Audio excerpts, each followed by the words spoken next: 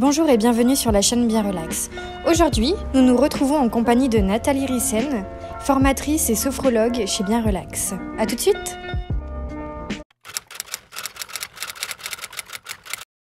La sophrologie, en fait, la prise en charge des victimes de relations toxiques est allégée, puisqu'on a une démarche très positive, en fait. Et par la compréhension des mécanismes de manipulation, c'est-à-dire en devenant vraiment accompagnons de relations toxiques avec la sophrologie, on a là en fait deux choses qui s'emboîtent parfaitement pour l'accompagnement des personnes qui seraient victimes de relations toxiques en cabinet. La sophrologie, par son approche existentielle, ce cheminement que vous découvrirez justement tout au long de cette masterclass, ce cheminement qui va de la liberté, la tridimensionnalité, la responsabilité, à la renaissance dans la dignité, recouvrir sa dignité. C'est souvent par là que je commence d'ailleurs dans la prise en charge des victimes. On dit, et qu'en est-il de votre dignité? Souvent là, en fait, elles s'effondrent parce qu'elles se rendent compte que leur dignité, en fait, elles n'en ont plus forcément dans cette relation, qu'elles ont perdu toute dignité, qu'elles ont perdu tout sens, toute identité, et qu'elles sont aussi euh, co-responsables de cet effondrement-là. Et c'est dans ce cheminement-là que la sophrologie devient vraiment quelque chose un axe essentiel vraiment pour que les victimes puissent renaître de leurs cendres, en fait, reprendre des forces, reprendre confiance en elles, recouvrir de l'estime d'elles-mêmes, comprendre leurs responsabilités, travailler sur leurs propres mécanismes, leurs schémas, pour pouvoir marcher vers cette dignité retrouvée, reconstruire leur identité et adopter l'attitude et le positionnement juste en toutes circonstances, grâce justement au retour à la corporalité avec la sophrologie, la respiration consciente, le fait de pouvoir marcher aussi vers quelque chose, prendre conscience de son corps, et puis ensuite d'emboîter toutes ces pièces du puzzle pour se reconstruire en tant qu'individu propre et pouvoir se regarder dans un miroir et dire oui, c'est moi, j'existe et j'ai le droit d'exister. Je ne suis pas que l'ombre de l'autre. C'est une thématique qu'on voit beaucoup maintenant circuler, que ce soit dans le monde professionnel, le couple, ou même, j'interviens également dans les écoles, dans les milieux scolaires. Je dis souvent que petit manipulateur deviendra grand. Et si on ne connaît pas en fait les enjeux qu'il y a derrière, on se fait aspirer soi-même en fait dans cette triangulaire toxique, et ça pourrait devenir très dangereux pour nous-mêmes, parce qu'accompagner justement des victimes, ça va s'agir de comprendre ces schémas de manipulation pour pouvoir les identifier, les proposer à la victime en conscience, lever le voile sur ça et qu'elle puisse prendre sa vie en main.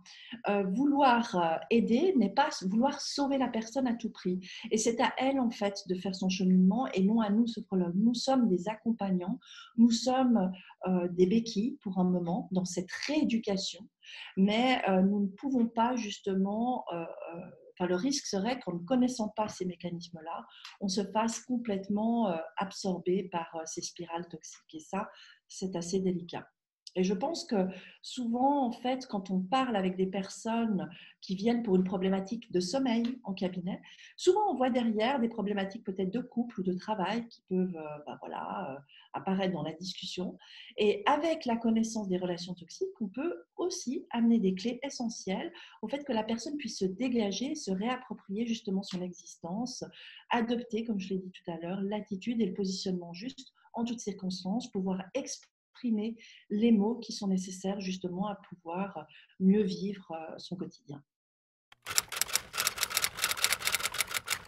Alors pour moi, ça a été assez complexe aussi parce que j'adore le présentiel, de pouvoir présenter une masterclass de façon comme ça, par des webinaires.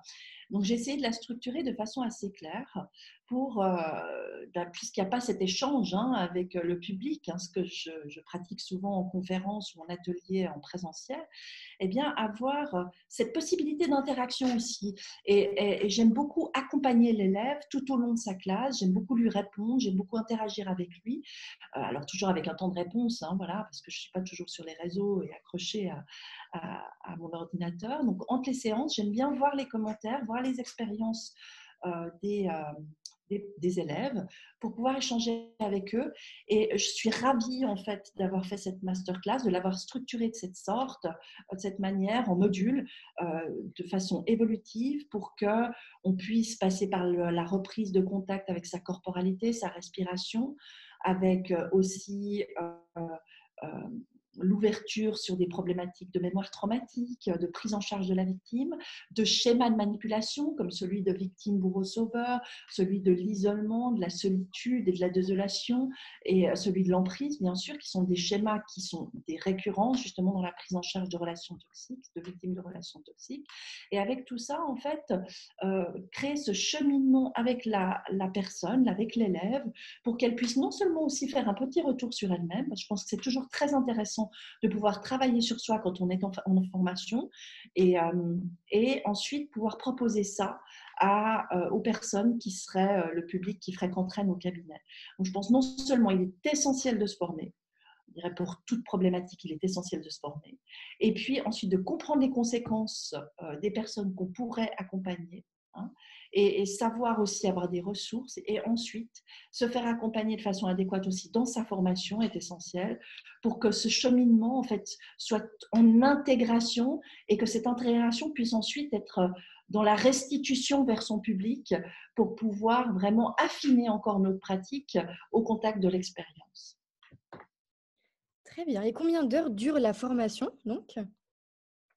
Alors, l'heure des formations, il faut que je me retourne un petit peu là-dedans, c'est 3h30 de cours et 22 séances de sophrologie à pratiquer. Je pense que par la pratique, effectivement, on privilégie l'intégration pour une meilleure restitution aux personnes qui fréquenteraient nos cabinets. Donc, cette formation est en e-learning et correspondrait à 3 jours de formation si vous veniez le faire en présentiel directement.